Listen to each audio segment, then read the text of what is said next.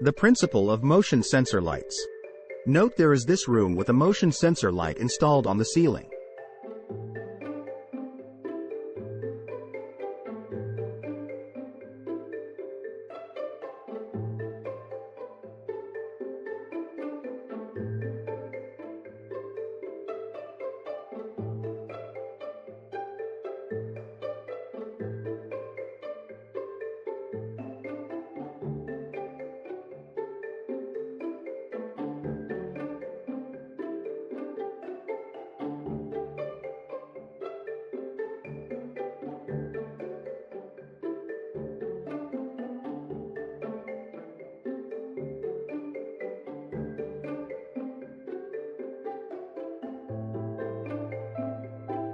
Introducing the principle behind motion sensor lights.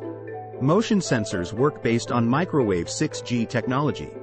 Visual representation of infrared waves being emitted and bouncing off objects. They emit invisible infrared waves that bounce back when they encounter an object in their path.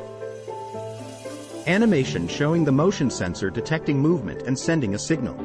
When the sensor detects movement, it sends a signal to the light.